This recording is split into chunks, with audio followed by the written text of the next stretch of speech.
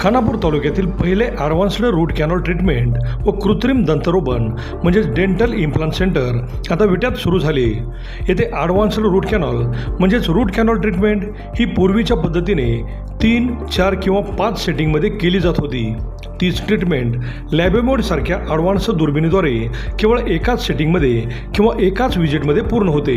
त्यामुळे कमी कालावधीत जर जास्त दातांची ट्रीटमेंट असेल तर 2 ते 3 सेटिंगमध्ये ब्रिज बसवण्यासारख्या ट्रीटमेंट देखील पूर्ण होतात. तसेच या हॉस्पिटलमध्ये स्वतंत्र कृत्रिम दंतरोपण म्हणजेच डेंटल इम्प्लांटसाठी ऑपरेशन थिएटर असणारे हे तालुक्यातील पहिलेच डेंटल हॉस्पिटल आहे. येथील सर्व ट्रीटमेंट हॉस्पिटलमधीलच तज्ज्ञ डॉक्टर्स पूर्ण करतात.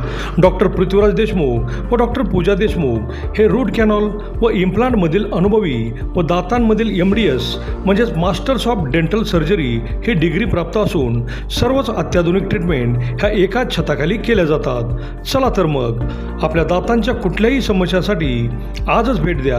आमचा पत्ता डॉक्टर देशमुख सुपर स्पेशालिटी दातांचा दवाखाना व रूट कॅनॉल स्पेशालिटी सेंटर, दृष्टी हॉस्पिटल शेजारी, यशवंत नगर, विटा. मंच पर उपस्थित सम्मानीय महामहिम राज्यपाल महोदय, लेडी गवर्नर जी,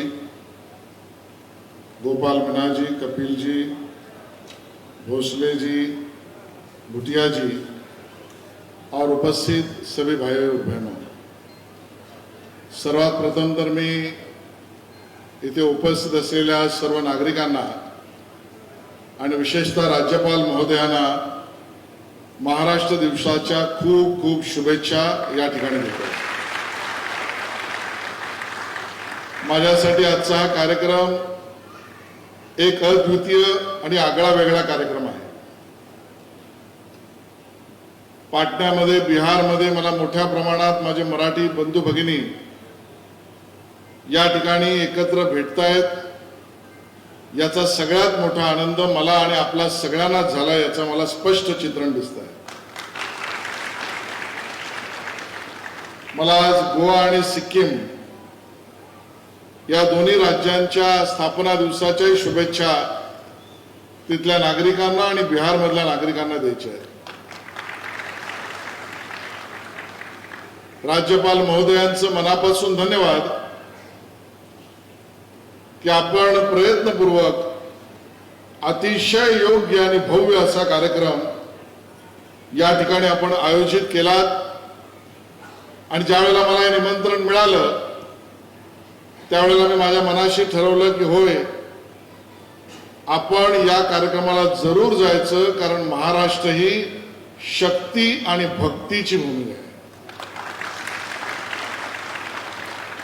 माननीय नरेंद्र मोदीजींनी देशाचे पंतप्रधान म्हणून, प्रधान सेवक म्हणून काम करताना या गोष्टीचा आग्रह धरला की एक भारत श्रेष्ठ भारत, आणि मग सगळ्या लोकभवन म्हणजे पूर्वीचे राज्यपाल भवन या सगळीकडे सर्व राज्यांच्या स्थापना दिवसांचे कार्यक्रम समाजाला एकत्र घेऊन केले पाहिजेत. आणि मग सर्व जाती, पंथ, भाषा, सर्व पद्धतीच्या नागरिकांना एकत्र येऊन आपला भारत किती श्रेष्ठ आहे याचं सखोल चित्रण झालं पाहिजे.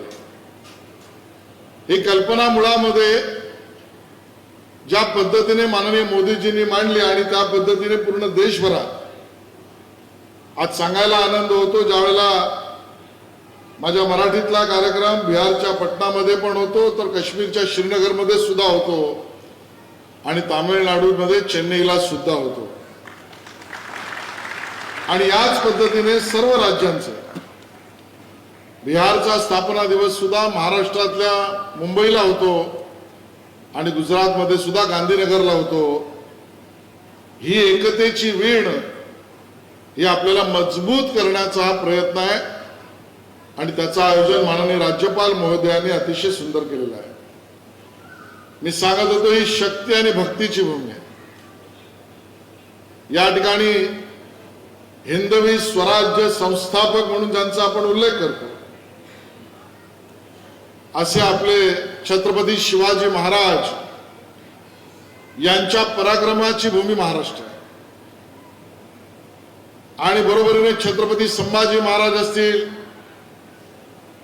सामाजिक समरसतेचं व्रत घेतलेलं राजश्री शाहू महाराज असतील, या सगळ्यांच्या प्रेरणेने पुनीत झालेली भूमी ही आपली शक्तीची भूमी आहे. महाराष्ट्र ही समता समरसतेची पण भूमी आहे. आणि म्हणून परमपूज्य भारतरत्न डॉक्टर बाबासाहेब आंबेडकर, संविधान निर्माता, यांची भूमी आहे. महिला शिक्षणाला जन्म देणारी महात्मा ज्योतिबा फुले, सावित्रीबाई फुले यांची भूमी सुद्धा महाराष्ट्र आहे. मला या ठिकाणी उल्लेख करायचा आहे की भक्तीची भूमी सुद्धा आहे. हे वर्ष आपण संत ज्ञानेश्वरांच्या जन्म जयंतीचं 750 वर्ष साजरं करतो आहोत. आणि मग असा एक संत ज्याने विश्वाला गवसणी घातली, अगदी प्राणी मात्राला सुद्धा जो जे वांछील तो ते लाहो प्राणी जात म्हणण्याला जगाला शिकवण देणारे संत ज्ञानेश्वरांच्या रूपाने आपल्याला माहिती आहे. वारकऱ्यांची मोठी भूमी आहे आणि वारीचा मोठा इतिहास आहे. आणून या शक्ती आणि भक्तीची भूमी या देशाचा आत्मा आहे असं आम्ही मानतो. आणि म्हणून आपलं कर्तव्य देश भावनेतून महाराष्ट्राचा विकास, विकसित महाराष्ट्र ते विकसित भारत, या पद्धतीचा आपला सगळ्यांचा आहे. संस्कृती असेल, आर्थिक विकास असेल, पायाभूत सुविधा असतील, कौशल्य विकास असेल, विज्ञानवादी मतदान असेल, या सगळ्यामध्ये महाराष्ट्राचं योगदान देशाचं नेतृत्व करावं असं आहे. आज इथला शेतकरी असेल, माता भगिनी, युवक, सर्व जाती सर्व भाषा यांना समानतेने घेऊन जाण्याची भूमी ही आपली भूमी आहे. मला मुद्दामून उल्लेख करायचा, महाराष्ट्राचे मुख्यमंत्री देवेंद्र फडणवीसजी यांच्या नेतृत्वामध्ये गेल्या वर्षभरामध्ये खूप मोठ्या योजनांना आपण गतीने यशस्वीता मिळवली. मी माननीय राज्यपाल महोदयांना मागाशी एक पुस्तक सप्रेम भेट दिलं. याचं कारण तुम्हाला आणि आम्हाला अभिमान वाटेल. आपल्या छत्रपती शिवाजी महाराजांनी निर्माण केलेली संरक्षण व्यवस्था रूपी गडकिल्ले, Maratha military landscape of India या नावाचा प्रबंध आपण जगासमोर मांडला.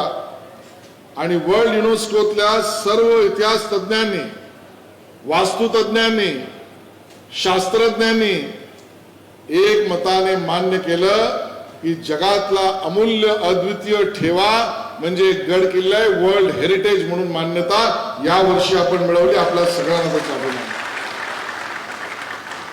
प्रथम रघुजीराजे भोसले, ज्याचा उल्लेख आपण करतो की हिंदवी स्वराज्य अटक ते कटक, असं ज्यांनी निर्माण केलं छत्रपती शिवाजी महाराजांचा आदर्श घेऊन, ते प्रथम रघुजीराजे भोसले यांची युद्धात वापरलेली तलवार, त्यांचं नाव लिहिलेली, ही लिलावामध्ये लंडनमध्ये चालली होती. मान्य मोदीजींच्या सरकारच्या मदतीने आपण महाराष्ट्रातली पहिली अशी ऐतिहासिक मौल्यवान तलवार ही लिलावात यशस्वीत जिंकून आपल्या भारतात आणि महाराष्ट्रात ती तलवार परत आणली आणि आपल्या इतिहासाचा गौरवशाली इतिहास जगासमोर मांडण्याचा प्रयत्न केला. यावेळेला गणेशोत्सव हा आपला राज्य महोत्सव म्हणून देशभरात जगभरामध्ये आपण करतो आहोत. आणि माननीय मोदीजींच्या सरकारच्या मदतीने आपली दिवाळी ही आता वर्ल्ड युनेस्कोने इनटँजिबल म्हणून जागतिक ठेवा म्हणून मान्य केलेला आहे. आणि या पद्धतीचं काम स्टार्टअप मध्ये असेल, इनोव्हेशन मध्ये असेल, तंत्रज्ञानात असेल, शिक्षणात असेल, या सगळ्यामध्ये मजबूतीने महाराष्ट्र उभा आहे.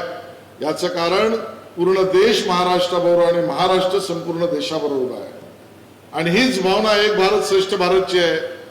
आमचं गोवाचं राज्य असेल, त्याची कला, संस्कृती, नृत्य, खाद्य, खानपान यामधलं वैभव मोठं आहे आणि आमचं सिक्कीम सारखं राज्य असेल तर आज जगाला जैविक शेतीमध्ये एक नेतृत्व देणारं राज्य म्हणून सिक्कीम राज्य उभं आहे आणि म्हणून या सगळ्या भावना आपण जोपासाव्यात म्हणूनचा हा कार्यक्रम आज या ठिकाणी होतोय.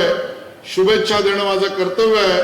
राज्यपाल महोदयांचं धन्यवाद देणं हे अभिप्रेत आहे. एवढंच सांगतो आणि थांबतो. जय हिंद, जय महाराष्ट्र.